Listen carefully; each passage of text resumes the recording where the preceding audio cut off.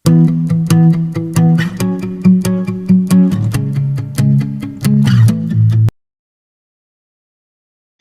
saya Nuhana Ziha binti Syamsul Nahar.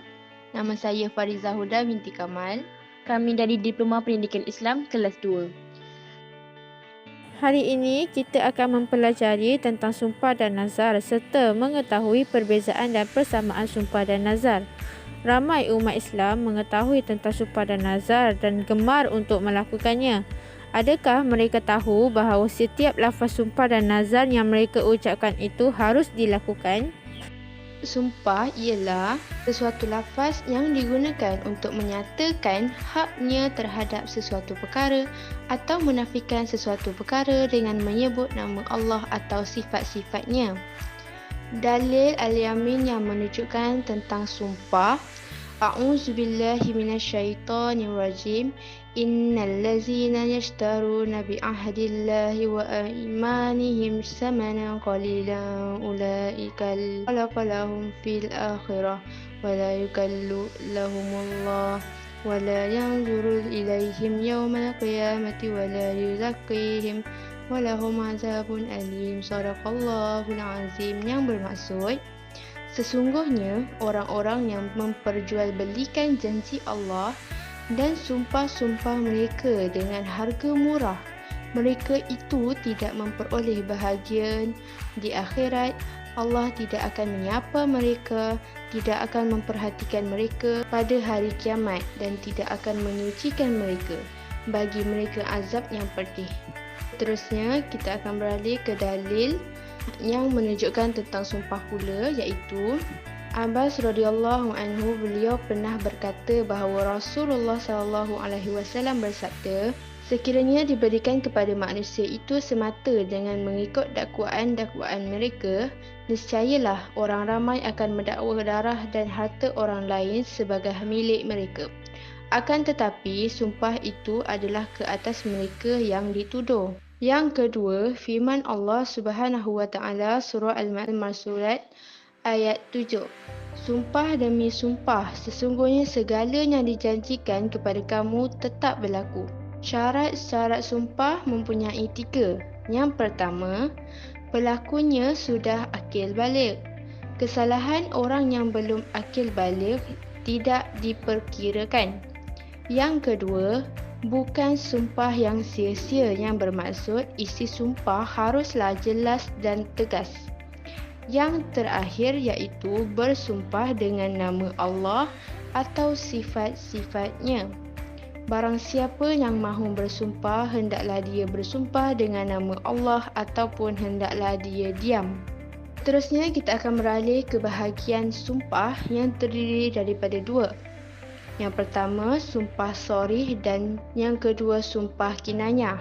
Sumpah sorih yang bermaksud sumpah yang menggunakan salah satu nama Allah yang khusus baginya, seperti kata-kata aku bersumpah dengan nama Allah ataupun aku bersumpah dengan nama Tuhan sekalian alam.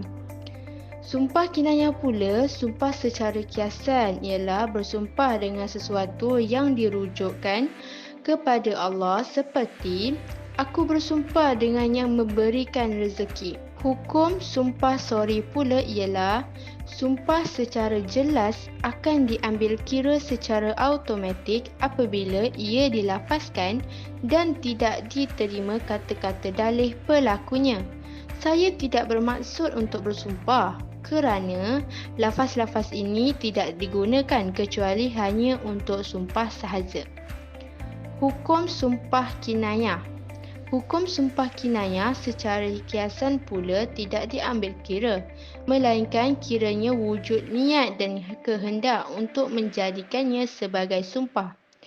Oleh itu, diterima dakwaan orang yang mengucapkannya, saya tidak bermaksud untuk bersumpah. Seterusnya, kita beralih pula pada al-yamin al-mudda'a alaih.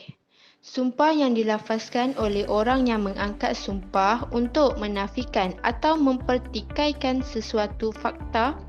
Ia juga dikenali sebagai yamin al-askiyah, yamin al-dafa'iyah, dan yamin al-rafiyah. Ulama Hanafiyah juga menamakan ia sebagai sumpah wajib, yamin al-wajibah. Selepas mengetahui tentang sumpah, mari kita mempelajari tentang nazar. Nazar ialah janji manusia kepada Allah Subhanahu Wa Taala kerana menghargai nikmat yang diterima atau mendapat hajat yang dicita. Janji ini diwajibkan atas diri sendiri untuk melakukan sesuatu ibadah untuk Allah Subhanahu Wa Taala yang asal hukumnya tidak wajib. Berdasarkan dalil hadis yang diriwayatkan oleh Bukhari Muslim dari Aisyah, Rasulullah bersabda, "Barang siapa yang bernazar untuk taat kepada Allah, hendaklah ia melaksanakannya, dan barang siapa yang bernazar untuk bermaksiat, maka janganlah nazar itu dilaksanakan." Berdasarkan kepada firman Allah Subhanahu Wa Taala dalam surah Al-Hajj ayat 29, kemudian hendaklah mereka membersihkan dirinya dan hendaklah mereka menyempurnakan nazar-nazarnya, dan hendaklah mereka tawaf akan Baitullah, iaitu Kaabah yang tua sejarahnya. Selain itu, berdasarkan firman Allah Subhanahu Wa Taala surah Al-Insan ayat 7, mereka dikurniakan kesenangan itu kerana mereka menyempurnakan nazarnya, apatah lagi yang diwajibkan Tuhan kepadanya, serta mereka takutkan hari akhirat yang azab seksanya merebak di sana sini. Nazar terbagi kepada dua, iaitu nazar mutlak dan nazar bersyarat. Nazar mutlak ialah nazar yang diucapkan secara mutlak tanpa melibatkan hal lain. Manakala nazar bersyarat ialah nazar yang dilakukan jika mendapat sesuatu kenikmatan atau hilangnya sesuatu bahaya yang dapat. Nazar mutlak yang tidak ditentukan waktunya. Sekiranya nazar tak ditentukan masa, maka orang yang bernazar boleh melewatkan pelaksanaan nazar selagi masih terluang dan tidak yakin penangguhan menghalang kemampuannya untuk menunaikannya. Syarat nazar terbagi kepada tiga. Yang pertama ialah Islam. Tidak sah nazar kepada orang kafir. Yang kedua ialah taklif. Tidak sah kepada kanak-kanak dan orang gila. Yang ketiga ialah sukarela. Tidak sah jika nazar dipaksa oleh orang lain. Apabila seseorang itu telah bernazar, maka wajib ke atasnya untuk melangsaikan tanpa bertangguh apabila hajatnya dikabulkan oleh Allah Subhanahu Wa Taala. Maka nazar adalah hutang mana yang dinazarkannya. Maka pada dasarnya, janji itu wajib ditepati tanpa bertangguh bila mampu berbuat demikian. Nazar suatu ibadah. Sesuatu nazar yang berbentuk ibadah yang asalnya sunat dilakukan akan menjadi wajib dengan bernazar untuk melakukannya.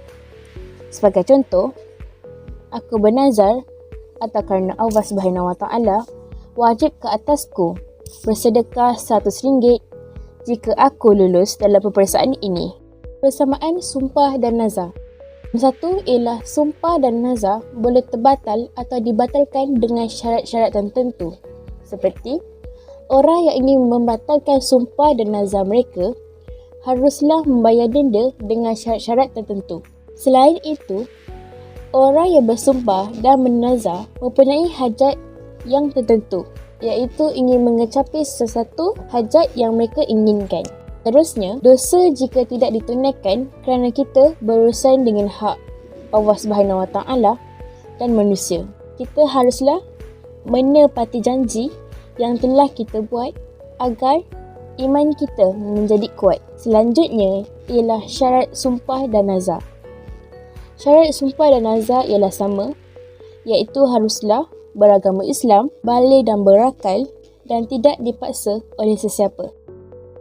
Mari kita beralih kepada perbezaan sumpah dan nazar.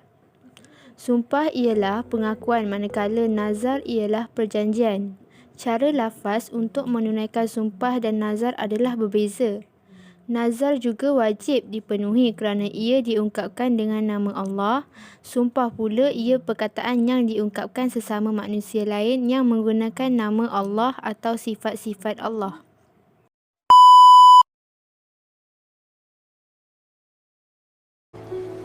Korang nak pergi KL kan? Apa nazar korang? Kalau korang berjaya. Nazar? Siapa tu? Dia dulu ni. Nazar pun tak tahu. Okey, nazar tu apa? Dia bagi tahu ni. Janji pada Tuhan. Janji pada Tuhan? Babe, Tuhan pun gua tak pernah nampak. Nak janji macam mana? Diri sendiri pun kau tak nampak. Macam mana kau nak nampak Tuhan? Ha, ha, ha. Apa kata? Korang janji dengan Tuhan, korang bayarkan pakej umrah aku ni. Pakej umrah dan beramal menolong menolak kursi roda orang. Okey ni. Apa kata kita bertiga ikut Lobo pergi umrah? Aku okey. Lu on tak on? Oh,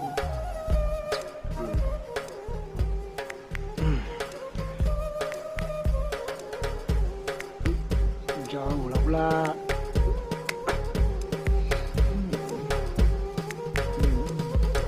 Kami bernazar Kalau kami berjaya, kami akan menunaikan ibadah umrah. Aku saksi. keren okey. Labbaik Allahumma labbaik. Dah sampai kepada penghujung video. Sebelum itu, mari kita membuat kesimpulan tentang sumpah dan nazar. Kesimpulannya ialah janganlah kita menjadikan sumpah dan nazar sebagai amalan di dalam hidup kita. Kerana jika kita tidak dapat melunaskan sumpah dan nazar yang dilafazkan, maka ia boleh menjadi beban kepada diri sendiri.